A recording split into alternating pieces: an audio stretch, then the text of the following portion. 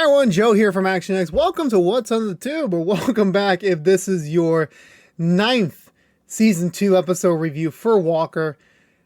I apologize that this Christmas episode is not as festive to be. Long story short, my camera, the charger for the camera battery fizzed out, so the camera is literally, it's still operational, it just lacks power, and I haven't gotten the time to go purchase a new charger, and sadly we won't be able to until after we wrap up this week. So sadly the next few episodes of What's on the Tube is going to be audio based only. I apologize. I really tried. This week was really difficult and strenuous to plan. It was already planned out to a T, so fitting that in would have been a challenge in itself. But in the good news is that, because if anyone remembers from a couple of weeks ago, our microphone also died out, so it was kind of like the worst coincidence in the world, that are two of our biggest components for the channel suddenly goes kaput, like, weeks before we're about to, like, head out for the year. It was bad timing, so to speak, bad timing. But I'm very pleased to announce that we do have a new microphone. I want to announce the brand, yes, since I want, it's just George to kind of get the first word, it's himself, when I see him in person.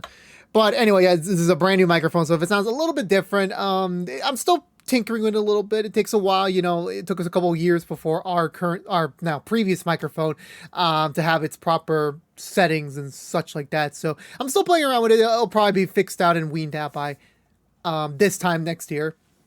So we'll see how that goes. But this week on Walker, it's our first ever Christmas special, and I am so bummed that our video isn't working, because I would have loved to put on my Santa Claus hat and my Texas hat, my cowboy hat together. It would have been so cool. And I was like, damn it. And I was like, why? Because honestly, today I was supposed to go out and get the charger, but the only store in New York, well, not the only store in New York, but the only store like that was relatively within my path of work and home, they closed early on Friday. So I'm like, wow, like that was like really piss poor timing, that like the one day I have an opportunity to go, it's closed early. So I'm like, damn, I'll have to try again next week, just to get that out of the way. But again, back to Walker. This episode felt like very much like a proper mid-season finale, that in which like last season was definitely designed to be like, they knew like they weren't going to have a super long, like purposeful, like we're guaranteed to go on break and then we'll come back by a certain time period. They didn't do that last season, in my opinion. This season, definitely with this episode, it painted them like this is where we're ending things. Like we're going to give everyone a month to kind of like reflect and speculate what's going to happen next. And honestly, they did a really good job with this episode. This sadly was the thing I predicted last week, so we'll get to more of that when we get to the Busher recap of it. But I think the way they handled it was appropriate and fair in the allotted time they had. I'm pretty sure if they would have gotten an additional episode for the mid-season premiere, I'm pretty sure they would have done it, but I'm pretty sure just like logistics and contracts just prohibited them from properly doing so.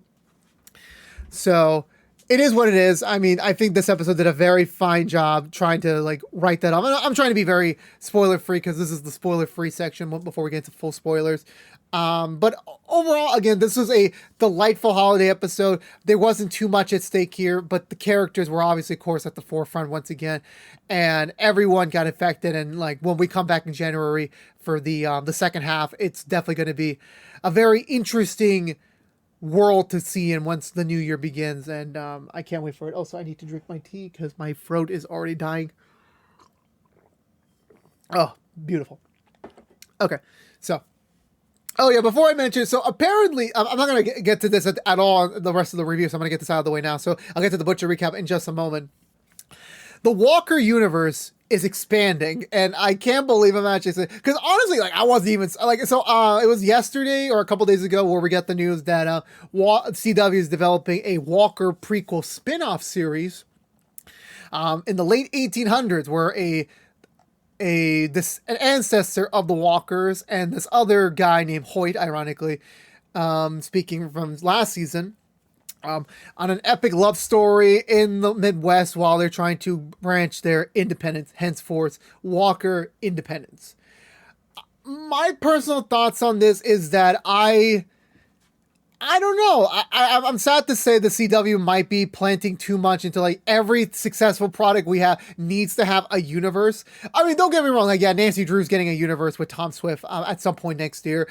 We have the Riverdale verse, or the Archie verse, as they call it. We have the Arrowverse, now the All American verse. Like, everything's becoming a universe with their own spin-offs, and because that's just how the CW is. Like, once they get something successful, they need to continue it, otherwise they're gonna lose the steam. For me, I'm very impartial on it. I'm very like, again, with everything, like they any type of show gets announced, I'm always like, is this necessary? And I always say, like, let's wait until we get the finished product. When we see the first footage, when we get to see the first episode, and then we can judge it from there. Because if we're judging it based on, like, I still remember when Superman Lois was announced.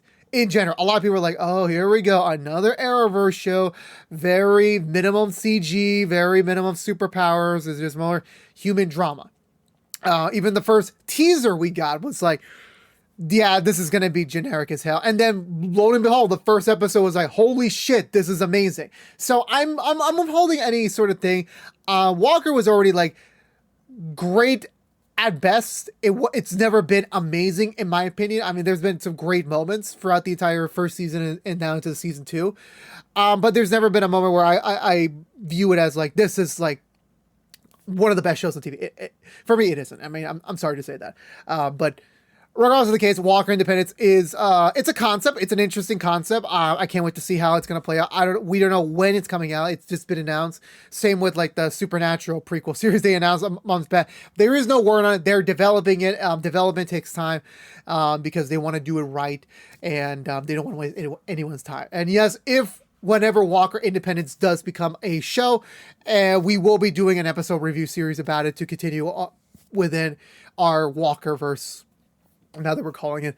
So exciting news, I guess. Right now, I guess the priority will be to finish up season 2 right now. We'll get to Independence when we get there, but right now, let's go for the butcher. We have to talk about this week's episode, mid-season finale of Walker. So we begin. It's Christmas time in old Texas, which is kind of weird for me to say. And also, I love there's like a parallel shot with like you know how like in old westerns you get the tumbleweed like bustling through before the action happens, and then this interpretation, it's like it's the bow tie on like a Christmas present. That was actually pretty unique. Some guys driving over evidence in an evidence truck related to the Sereno case, and a bunch of people in deer masks start attacking it and steal the truck because they're working for Sereno, and you know they got some reward money lined up. They need that truck, and so Sereno has revenge, has plans for the Walker, so he needs to get out somehow. But he's gone cold. I'm very disappointed by that. Continuing onwards. Where was I? Damn, we're only a minute in. I already forgot what the hell was going on. Oh yeah, we branch over to the Walker Ranch.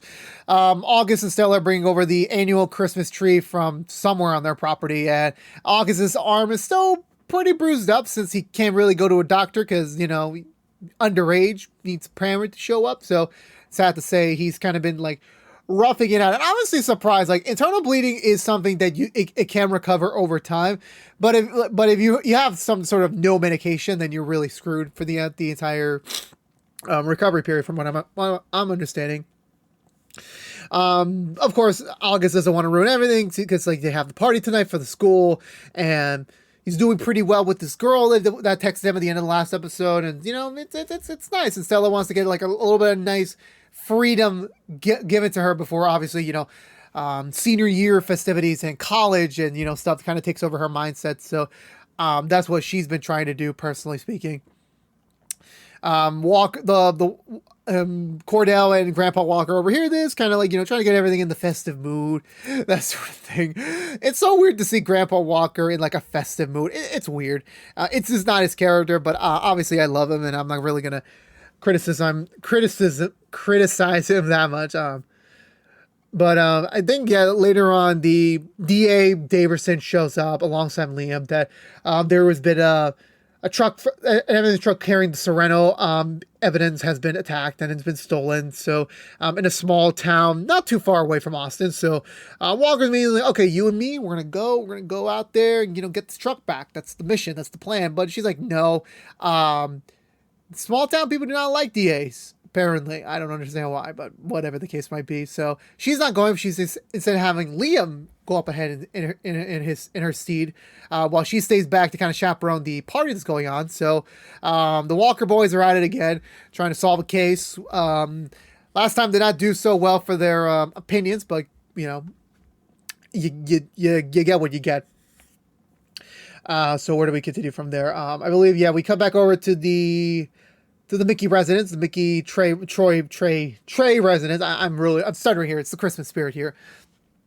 They're beginning to have this conversation about, like, you know, Mickey's beginning to, like, really open up, and she owes it to Trey to, like, at least give him some sort of explanation of what's been going on with everything. And he talks to Trey about Garrison, about their past, about how, like, they were, like, kids in love and, like, wrecking stuff in town, and, like, they were really good together. And, you know, obviously everything happened with the case, and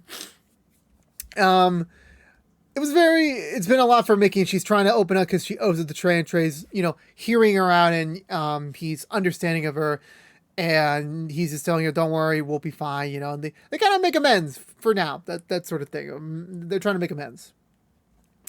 But of course, obviously, Mickey's not telling him everything yet, so that's going to come back to play a little bit later. Walker and Liam head over to the town, and immediately they start, like, questioning the locals, like figuring out, hey, where's this guy? Like, you know, where this guy is, and, you know, that sort of charade. And they get a lead that Mr. Davidson's in town for some reason. So we cut over to Mr. Davidson, who's supposedly getting Christmas decorations, but in reality, he's got runaway money. He's got a gun. He's like, this man's ready to, like, ditch town and get the fuck out of here. But the Walker brothers find him first, and they try to, like, ask, hey, what are you doing here, man? Like, you're kind of far from home, you know, not, you know, far from, you know, just, you know, Christmas, you know, being with your family. But he's like, you know, I'm just here to pick up Christmas decorations. I'm on my way. So I think at some point, I want to say that they just tag along together. I think they go to a diner for some lunch, I believe. I'm not really too sure. This is why I kind of get a little bit muddled in the story, a little bit in terms of, like, my recollection of it. I know we get to the dance at some point, and, you know, it's a very lively Christmas dance. You know, it's a very PG-13. You got candy, you got Tostito chips, you got like homemade food, pizzas out the wazoo. Everyone's, like, festive, dressed up, ready to go. So I think the thing to pay more attention is that it's not always about Stella and the guy. You know, August needs a new best buddy here because, like, he's lost so many right now. At this point in the show, it's only like going into its second season here, so he's trying to make do with the young Davidson, and he wants to give him, you know, some pointers, like, you know, how to play the piano, just kind of like, you know, let's build that connection, let's build that friendship going. But the sprained arm kind of reduces his ability to play piano. It's kind of like not really getting on the best of terms with the young Davidson, in my opinion. Where do we go from here? I want to say oh, damn, I know there's a lot, like, the grandpa doesn't really do that much this week, so that's not really much. I know Trey and Mickey show up, like, kind of like as the happy couple, like, yeah, everything's resolved, it's holiday season, let's have some fun, let's go drink, let's go have some eggnog. Oh, I can't wait for some eggnog. I'm having that in a couple weeks. I can't wait. So what was I? Oh yeah, continuing onwards. So they're having fun, you know. Trey's obviously in his zone here. You know, all the parents love him, you know, him. And, you know, obviously, I'm pretty sure every single mom's like, oh, why can't I be with Trey? You know, why can't I have a guy like him? And Mickey's just, like, kind of zoned off in the distance, that sort of thing. It's weird enough how it's nighttime for that storyline, and then for the Walker brothers, it's still, like, daytime. They're at a diner, and they're still trying to come up with some sort of leads about the whole thing. And obviously, Liam is still suspecting that Mr. Davidson has some sort of involvement in it. He has some sort of role to play in it. But of course, Walker being like, listen, we have no evidence against him. We can't really, like, just use our family history against him to kind of, like, just picture him as, like, he is a criminal. That is not the case there. But regardless how it may or come, you know, that's the way it is. And Liam kind of feels like, you know, he kind of knows, like, yeah, I'm right. Like, I know for a fact, you know, this is it. That this is the guy. And even when Liam, like, heads off outside to go get a little bit of breath of fresh air, he pops by Davidson's truck and realizes that like there's something here. Like, you know, there's he just knows in his gut like there's something wrong here. I need to get involved in this. And however, so he decides to break his headlight and calls the police to report that, hey, there's gonna be a vehicle on the street anytime from now that's gonna have a broken headlight. You should really go find him. I do believe eventually, I want to say Walker meets up with the Mama Davidson, like the widow to the Davidson that passed away in the barn fire.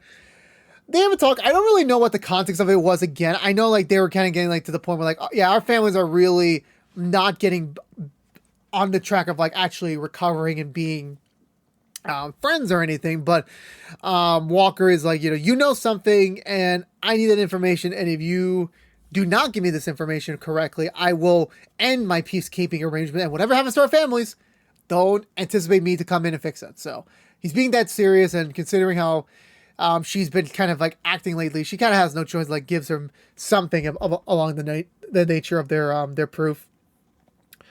So they do eventually find the barn house where the truck is, and the thieves are trying to break into it. But like, dude, they let us know it's like if you're gonna plan a robbery, don't do it on a budget. You're gonna make your money back at some point, so don't be cheap. Unless it's on a good deal. Those are two completely different things. So please be to note of that. So, so they come in. The guys try to pull up a fight, but immediately the Texas Rangers just instantly take them down. Even one guy tried to like, I got fire here, bro. You want to try? But Walker easily takes him out. Not even that much of an effort there. Liam enters, and he's still kind of pictured like, okay, how is Mr. Davidson involved? Like, what's the evidence here? But it's kind of like it's slowly starting to be pictured in that like, there is no involvement here. There is no connection between them. It's just another random gang that's trying to make appeasement with Soretto by trying to get on his good side. And, there's nothing here. But, of course, Liam's obviously thinking that, oh, shit. Like, the whole basis of me breaking the headlight was on the basis he was a part of this organization. And the fact is, he isn't. So that is going to create a problem for him and Walker down the line, which will be sooner than later. Because while they're on their way heading back home, because like even though they got the van now, like it's done now, they get to catch for the party and everything like that. They head over to they're on a road and they see Mr. Davidson being pulled over by Texas Rangers, and Walker's like, "What's up? Maybe this is a misunderstanding. I'm gonna go out there and try to like reason with them, like what's the suspicion here?" But Liam, smartly but also not smartly, comes clean and like, look, the reason why he's pulled over is because of his broken headlight, because I had a suspicion that he was involved in this somehow, so I had to get the police on his tail and try to fake a call so that they would have a reason to go stop him. And of course, obviously for Walker, so I'm like, you just falsified evidence. You falsified a call to get this evidence. The basis of everything was not approved by anyone. So basically, you broke your own standards, man. You're the ADA. So like, you're supposed to be like one of the higher people in power to like acknowledge the statutes and the law. So him doing this kind of like, destroys everything. And Walker does not do the stupid brother thing. I'm like, look, I'm going to cover for you, man. We're going to keep this under the rug. And then in a cliche fashion, it would have gone out and Walker would have been indicted for like covering it up. So he smartly has to go up there, explain the situation, and then, having to throw his brother under the bus. And honestly, I feel for Liam here, because like Liam made an honest to God mistake. Despite his intentions, despite what his headspace was like, he still did this.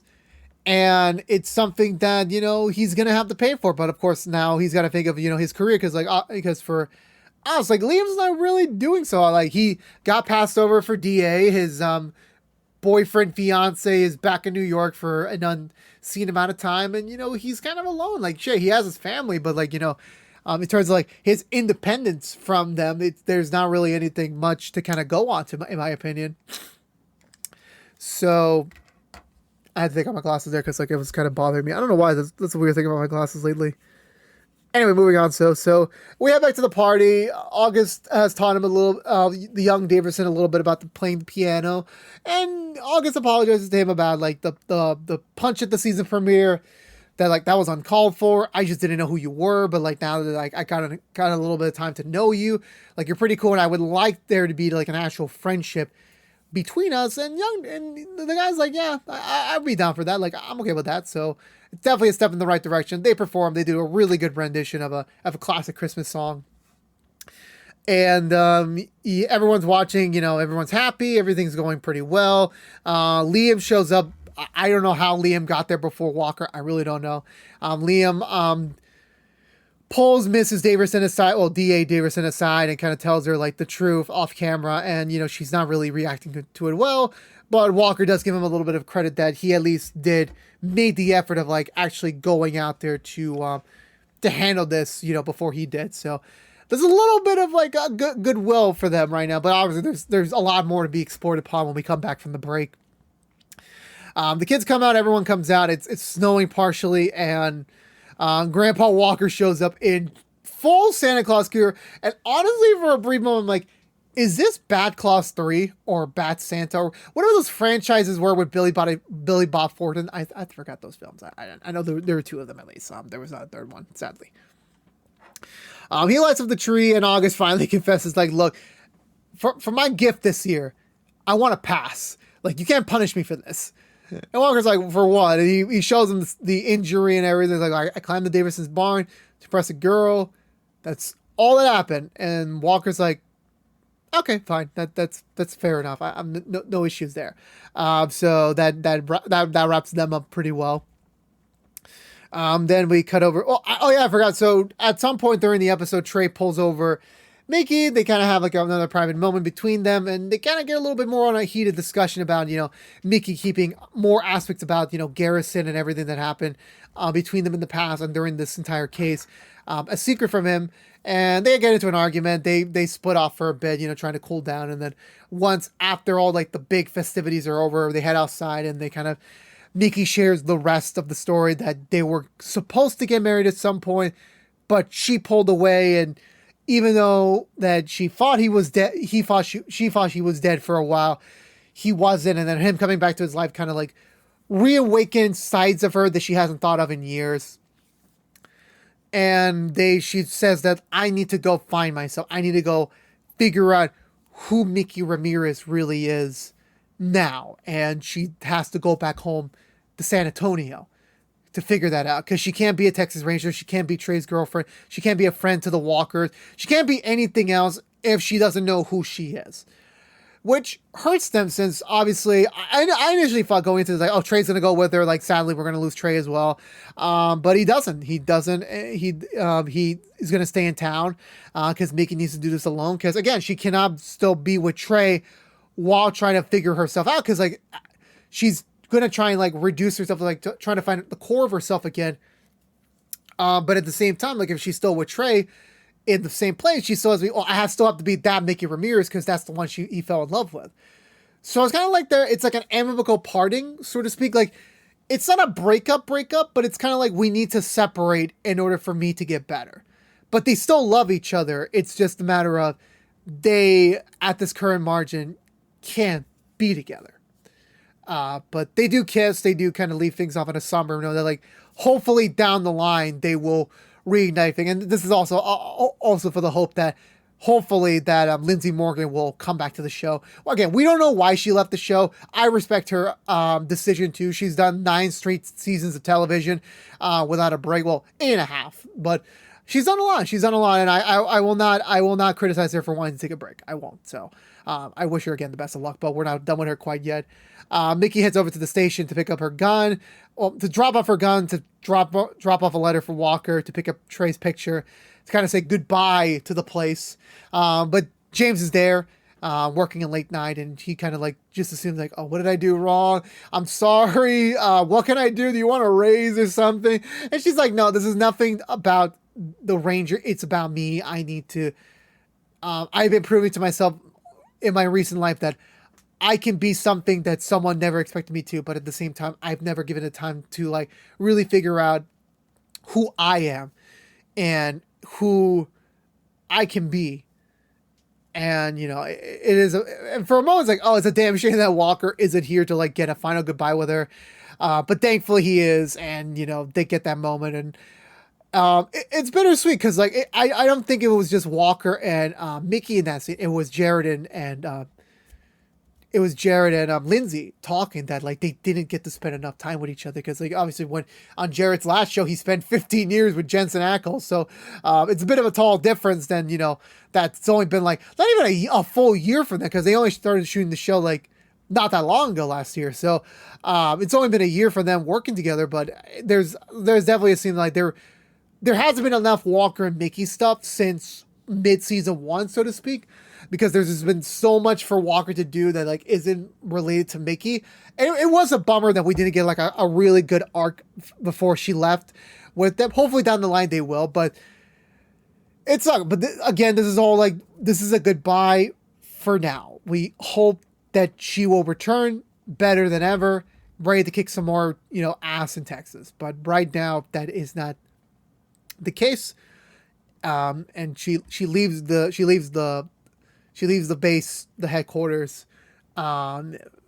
Hopefully not for the last time, but as Walker looks on, like, that he lost his partner, like a partner he actually at first didn't want, but at the end of the day, it's one that he needed, and also one that hopefully will find his way back to him again at some point in the future. And that wraps up the mid-season finale for Walker.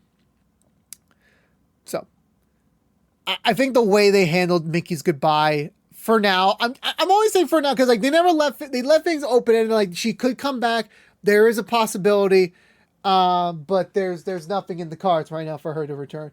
But I'm very hopeful we will get to see her again at some point down the margin. I apologize if you hear something in the background because I'm trying to get Nancy Drew queued up for the next review. But yeah, we're good to go. What was I gonna say? Yeah, so the thing to note is that they did a really good job with this. I still felt like they made the best of a bad situation, that thankfully like the way they ended things, like this Lindsay leaving the show, it wasn't in vain of like she just quit one day and they just had to write off like something half-assed just to explain why Mickey isn't on anymore.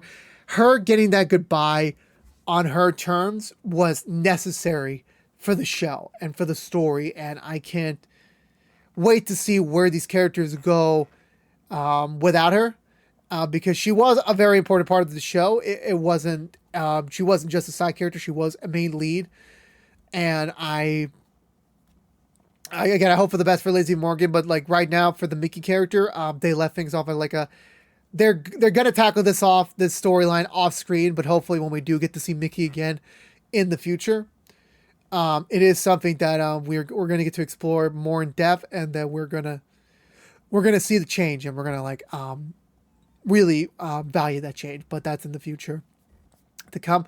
I'm very especially excited to see where Trey's gonna go after this, because like Trey has been always extremely tied to Mickey. They were making like a lot of like different solo connections this season to kind of like give Trey his own like more of a bigger personality that isn't like Mickey related, him being bros with the Walker brothers, him being more close with the family.